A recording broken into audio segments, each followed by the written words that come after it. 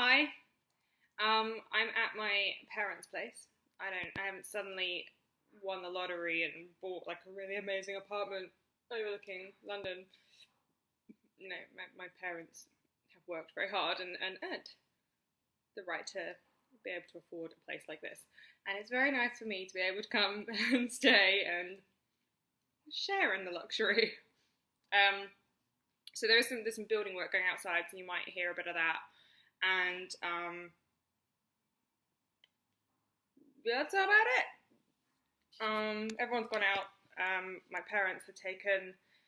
Well, actually, my mum's gone to the doctors, but my dad has taken my kids out for breakfast so that I can not do that and have a bit of a rest because I am inexplicably exhausted this morning. I slept quite well, but I think because I finally slept quite well after weeks of not sleeping well, I've got that kind of like dozy, tired thing going on, but hopefully I'll pick up. I've just eaten my weight in breakfast pastries, so, you know, sorry if there's food in my teeth. Anyway, this video is about a question that I got asked. Apparently I got asked it ages ago and I just didn't respond, so I'm really sorry if it was you that asked it and I seemingly wasn't interested in your question. I am interested in your question. I've just, I don't know, been blonde. I don't know. But the question is the question I got asked when Eloise was born, or when she was a few months old, and it's coming up again now that I'm pregnant for a third time. In that, how do you sort of care and love for more than one child? Because when you've had a child, when you've had your first child, they become your entire world. I mean, literally everything else just falls away. Your own self-care falls away, which is something we all need to watch out for because we are deserving of care too, but also our love for everything else just becomes less. It just gets knocked down the pecking order a little bit. And the child becomes just this. It just becomes everything. Your numero uno, your best friend, your confident, because you're with them all the time. So you're walking down the street, you find yourself chatting away to them, and they've got no clue what you're talking about, but there you are. And it's wonderful. It's such an all-consuming, unconditional love, which is so special, so absolutely special, and so unique. And I've not done adoption or surrogacy or anything like that, so I can't speak to it, but I imagine it is the same for all parents. However you become a parent, whatever the route is that you take to getting there, I imagine it's the same for all parents. I don't think it's that you can only experience that love if you've actually given birth. I don't think that at all. I think it's as soon as you are entirely 100% responsible for this person and they look at you with such trust, it is astonishing. It's actually overwhelming, and it's wonderful. And then you decide to have a second, and you decide to invite someone else into this little love fest that you've got going on, and it's really, really strange, and you forget what it was like to fall in love with your first child. It's really strange because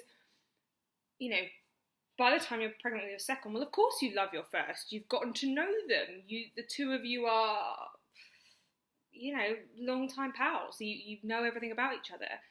But the new baby is a complete stranger to you. Again, no matter how you become a mother for the second time or parent for the second time, they are a complete stranger to you. Even if I'm carrying the child inside of me, I still don't know anything about them, not really. And so it is. You sort of think, oh, how am I going to love them? How am I going to? Do you know what? It's exactly the same. They're born. You look at them, and you love them, and it's as simple as that. And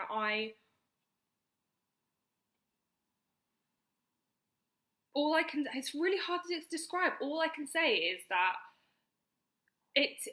I don't know if your heart grows or your ability to love grows. I'm not entirely sure how it works, but I can tell you it does. And I love Rufus and Eloise completely equally. yes, there are days where I want to kill them both. And some days I might prefer one to the other because of their behaviour or because of, I don't know, all manner of things. But stripping all that away, I love them both exactly the same amount. I think they are both wonderful people. I'm proud of them both. I am in awe of them both. I just think they're wonderful. And I wouldn't change either of them at all in any way. I love who they are and how they are, even on their worst days. And it just happens. And it's not a conscious decision. It's not something you have to work towards. Now, of course, the conversation can come into when do you get that bonding moment, because some people claim that they bond with their child from the minute it's born. Other people say it takes longer. For me, it was different with each of them. With Rufus, it was when my milk came in. I particularly felt it. So it was about 3 or 4 days after he was born. My milk came in, and I remember that feeling of this overwhelming love for him.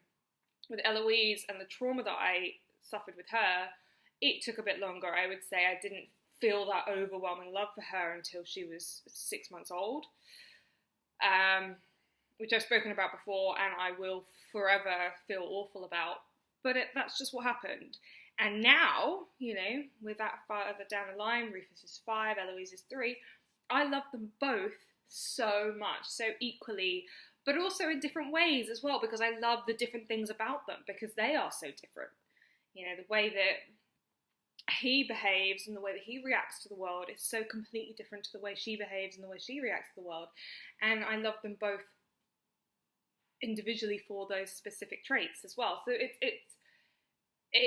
it's just a wonderful thing. It's just, you know, in a very sort of hippy-dippy way, it's just a big old love fest and we just love each other. It's great.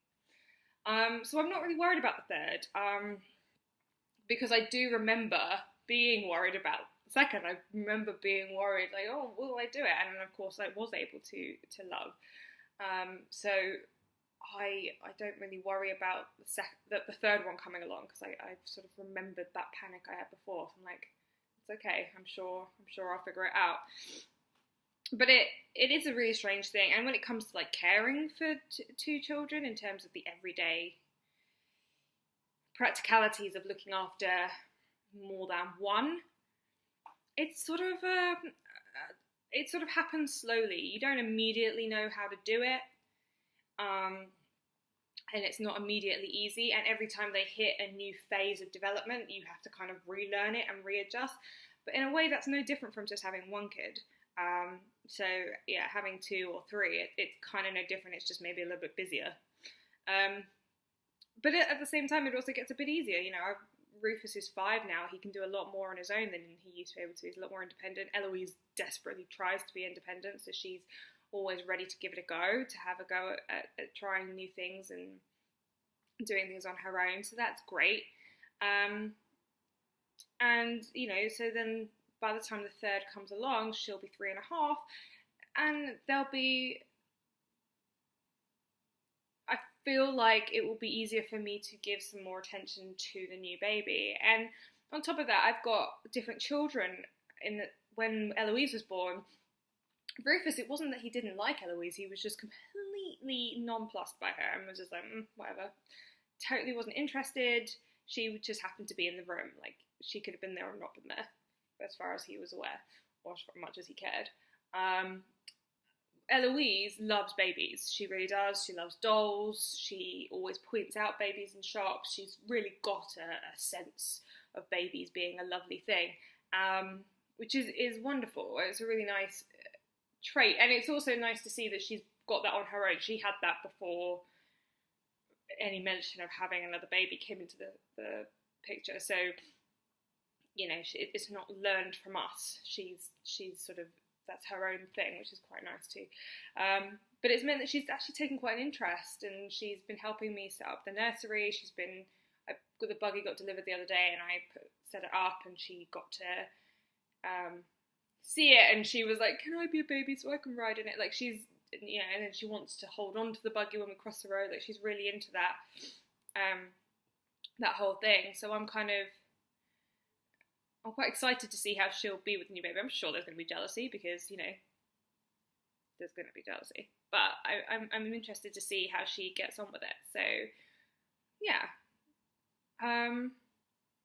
So I don't know if that fully answers the question the person asked, but it is in terms of the practical day-to-day caring for children, it is a learning process, and some days you get it right, some days you get it wrong, and as long as you keep trying your best, that's all anyone can ask for. And forgive yourself when you get it wrong. That's also important. Don't beat yourself up. Don't think you're a terrible mother because you yelled at your kids. Sometimes they need to be yelled at. Sometimes they haven't done what they were meant to do, and you have this agreement that they will do what you are asking them to do, and they don't do it. Sometimes you gotta yell, and that's okay too. And that's fine. We are all human.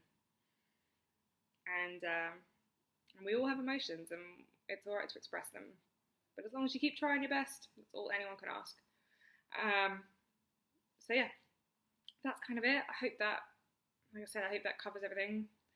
But if you have any more specific questions about what it's like to raise more than one child or anything like that, then let me know in the comments below. Get in touch with me on Instagram. I keep trying to get into Twitter. I have a Twitter handle. I just don't like Twitter. I'm really sorry. I know that's a terrible thing to admit. I realise in this world of social media that I should be all over Twitter, but I cannot do it. But I do have a blog now, bonafidemama.co.uk. Again, the link will be below. So check that out. I'm putting posts up at least once a week, but I'm usually trying to get like 2 out a week, which I think is a pretty good rate. So yeah, come check me out. Come see what you think. Write in the comments. Share anything that you think is interesting with me, but you can also share my posts with other people. Like, get it out there. Let's get a conversation going. All right, that's it for now. Oh, I'll just show you the bump because it's getting big and it's quite a thing to see. There she is. She hates me wearing these trousers because these aren't maternity trousers, and they're a bit. Even though they're stretchy, they're a bit tight, especially towards the end of the day. She always kicks the band, so I think it must push in a little bit on her, but oh well. She causes me enough discomfort throughout the night, so she can put up with a little bit during the day.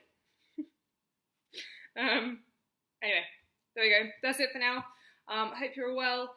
Click the subscribe button if you want to see more. Click the bell button if you want notifications when I upload new videos. And give me a thumbs up. I could do with a thumbs up. Hard week. Alright. Have a good weekend, everyone. Bye.